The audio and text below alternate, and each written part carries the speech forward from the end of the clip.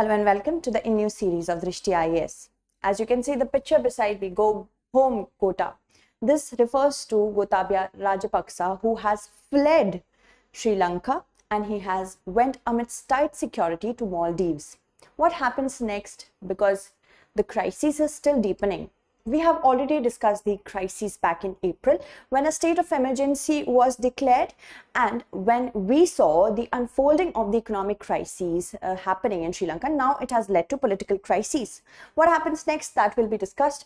And as we always discover the new topics that are given under this from a step-by-step approach, the preliminary facts that we have to cover is of course about Sri Lanka and terms of polity. That means what is democracy, what is republicanism, what is debt trap. These are important from the perspective of prelims. In fact, debt trap is important from the perspective of your examination as well, like mains examination. From the perspective of GS mains paper 2, we have to ensure that we know the effect of policies and politics of developed and developing countries on India. And here rises an internal security challenge with respect to immigration of migrants who are moving from Sri Lanka to India, specifically in the southern states of India. Okay, so internal security, GS mains paper 3, here it is concerned about. Then if we talk about the current situation, it is extremely tumultuous. As we can see, Sri Lanka declares emergency after President Rajapaksa flees to Maldives. Tear gas shells fired as protesters scale wall to enter the Prime Minister's house. Now, the entire situation is so grim that the Sri Lankans are even skipping meals, and this has given rise to a lot of discontent and deepened suspicion with respect to the political structure of Sri Lanka. Okay, so do have a map of Sri Lanka in front of you, and your homework for prelims is that you have to know about what are the latitudes that are very important with respect to Andaman Nicobar, Sri Lanka, Maldives and Lakshadweep, because it can be asked like which latitude divides Lakshadweep and Maldives, which latitude divides Andaman Nicobar, which latitude is lying very close to Sri Lanka. Like that, this can be asked. Which strait separates India from Sri Lanka? Okay, so Gotabaya Rajapaksa has fled to Maldives after he made certain promises that he is going to resign. Although the speaker has said that yes, today itself he talked to the president that will he resign or not. He will resign, but he has fled to Maldives. Now, here is Maldives, and of course you see the entire Indian Ocean right now. Indian Ocean region is surviving one of its worst crises, and we have to ensure that we read the news with respect to such scenarios, because of course Indian Ocean is one of our most important regions. So if we have to talk about what has happened till now, we just need to know that the debt management of the Sri Lankan government has been very chronically disturbed since many decades, and now finally we are seeing the unfolding of the crisis. So there is a severe shortage of foreign currency. Okay, there is only 25 million in usable foreign reserves that is available to the Sri Lankan government right now, and the debt which has been owned by Sri Lanka is $51 billion. That is something it wouldn't survive for more than, if we talk about the foreign reserves, it wouldn't survive for more than a week. They need a floating amount of foreign reserves to buy oil, buy crude oil, buy gas and many other things which are touching inflation. The economy of Sri Lanka has touched debilitating inflation. Okay, and debt owned is $51 billion. So much debt has been taken by Sri Lanka, it's not able to pay even the interest. If it's not paid, what about the principal amount? Then there has been debilitating power cuts since many months, because of course coal is needed, and if they do not have coal, they cannot import coal because they lack foreign reserves. This will happen. Shortages and soaring inflation. They also devalued their currency in the month of March. That did not help a lot. Anti-government protesters, they started defying curfew since last few months, and finally they took over important constitutional symbolic buildings, and they're asking for resignation of whoever is belonging to the Rajapaksa government. And of course the current situation is such that there is suspicion with the Prime Minister as well. He is being seen as you can see as an empath of the Rajapaksa family. A state of emergency was declared in April as well, and political corruption has deepened the suspicion that there is a double whammy. First is government and economic instability is there, and there is an is a problem with respect to how they will recover from this turmoil, because of course a coup can take place in such scenarios. It's not healthy for a open-minded country, a democratic-minded country like India, to be surrounded by unstable governmental island countries plus mainland countries such as Pakistan, Myanmar. Then we are seeing Sri Lanka going through a similar crises. So you can see this is a picture that has been sourced from BBC, and you see how prices are rising to sharply touch the inflation of 54.6%, and this has made the Sri Lankans to protest and have the protest by the name of Go Home Gota, Go Home, or like that. Now, Sri Lanka basically is a classic example of twin deficit economy. This is something that has been said back in 2019 by the Asian Development Bank working paper. What is a twin deficit economy? Which has problems with a country which has national expenditure that is exceeding its national income. That means, as a person, my expenditure has actually surpassed my income, so I am living off the edges. Its production of tradable goods and services is inadequate. That means it does not have a lot of commodity or services to exchange in terms of revenue. So no revenue but high expenditure. This is the issue. Now what has happened, because in 2019 Rajapaksa government promised deep tax cuts with respect to their promotional campaigns for winning the election. This was one of the reasons. Then country's lucrative tourism industry also got also was sapped of foreign exchanges. Because of the COVID-19 pandemic, nobody was going anywhere because of the lockdown and restrictions, so they could not get a lot of foreign exchange. And also foreign workers, remittance, who were working somewhere else, they came back to their home, so they could not earn well with respect to foreign exchange. Sri Lanka's debt management with respect to the Sri Lankan exchequer was totally dependent on these two areas: remittances and tourism. Now, if my base has been disturbed, then what will happen? My debt will also be disturbed. And foreign exchange reserves, it plummeted by almost 70% in the 2 years, 70%. And ban, also there was a decision which was later on reversed. There was a ban on chemical fertilizers in 2021. Now, it actually hit very badly the farm sector, specifically the rice sector, and that also burnt a hole in the pockets of the exchequer, the government exchequer. So these are the many reasons. But how can we forget the Chinese role over here? Unsustainable debt. You see, many countries give loans to countries such as Sri Lanka, but they're sustainable in nature.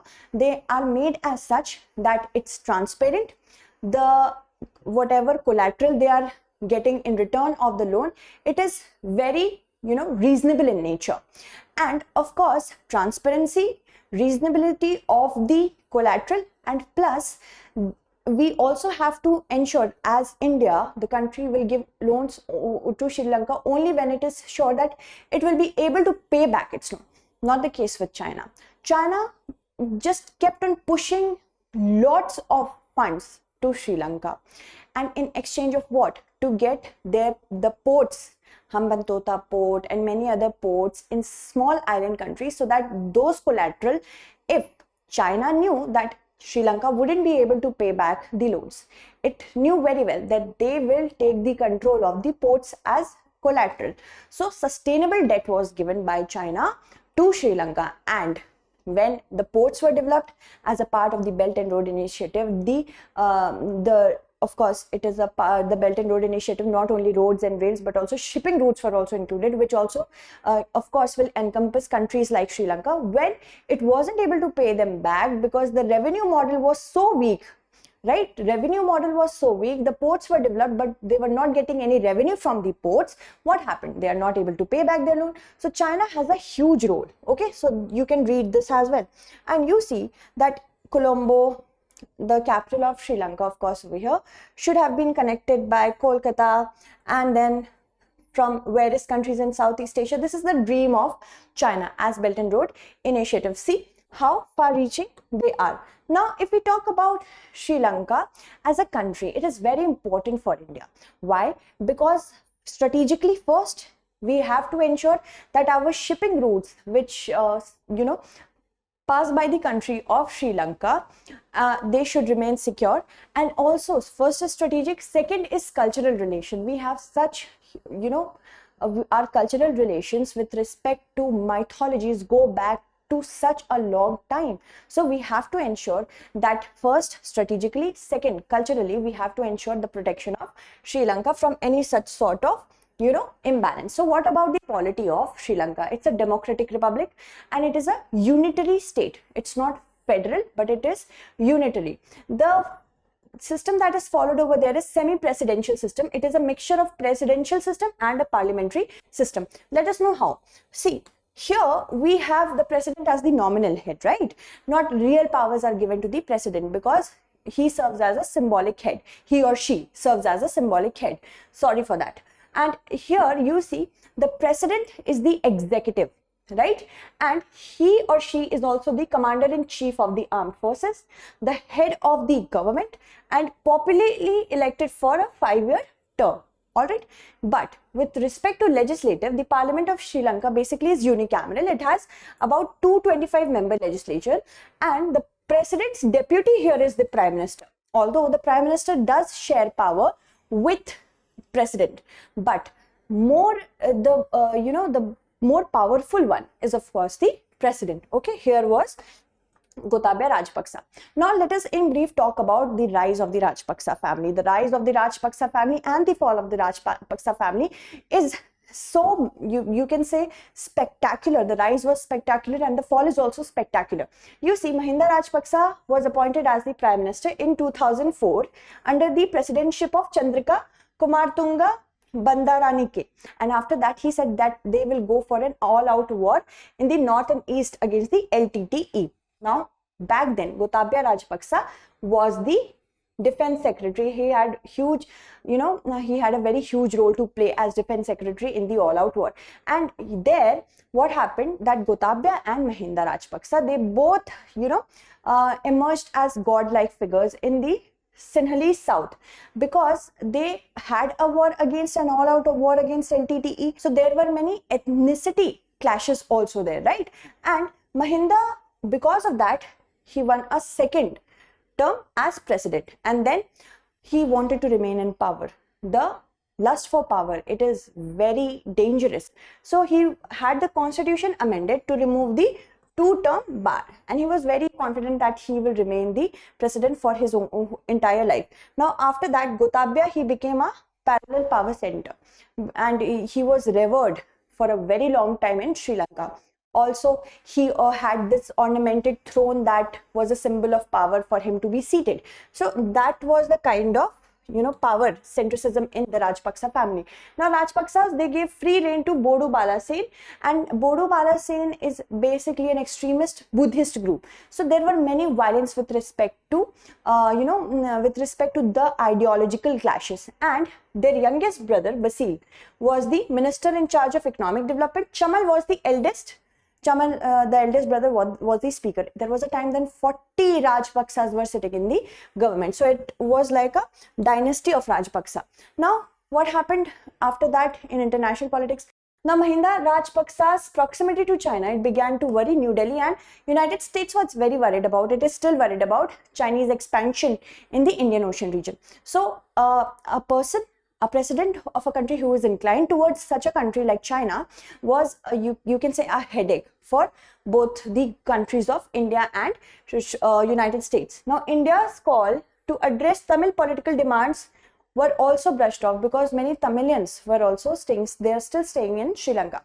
So, in order to ensure that Tamils are taken care of by the Sri Lankan government, India went forward and said that please do take care of Tamils, but it wasn't, you can say the suggestion was not heeded. And in 2015, when presidential elections were there, Mahinda Rajapaksa took voters for granted, and he got defeated in 2015. After that, the Sirisena Vikram Singhe government collapsed. And the inability, they collapsed. Why? Because there was an IS inspired Easter Day terrorist attack in 2019. So it collapsed under that weight. What happened after that? That Gotabaya Rajapaksa, later that year itself, he was again brought back into power as the president. And you see, the entire garb was that they, terrorism shouldn't rise again. So Rajapaksa came again. Like first was Mahinda, then Gotabaya Rajapaksa. So Rajapaksa family came again. And then after that, he became the, you can say, a symbol of power in Sri Lanka. And the polity of the country was, ill for decades. It has been ailing for decades because of the Rajapaksa family. Now, what is the impacts? What are the impacts that are feared and actually happening? First of all, many anti-social elements can give rise to terrorist organizations which might be IS backed, and wherever there is a power vacuum such as there is in Sri Lanka right now, power vacuum has always been filled by anti-social elements. Okay, and there is being an exodus of people. The biggest receiver of such immigrants is the Indian region of South Indian region. So the internal security of India will also be impacted, right?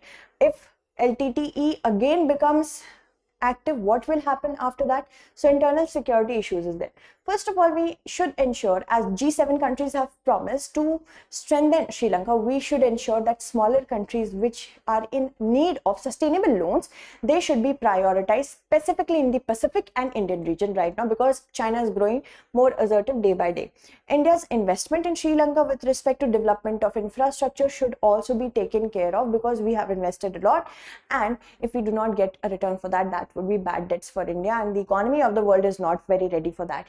And it is, of course, an eye-opener against China. Now, one thing that we have to ensure and we have to know here is Sri Lanka in itself has a very checkered past with respect to the ethnics and minorities that have been there. So that is another topic. If a bigger news comes like this, for that we will try to make another news on that. If we delve too deep into the the social history and cultural history of Sri Lanka itself, it will take a long period of time. So yes, we need somebody from such an ethnic group that would ensure that social divisions cannot happen.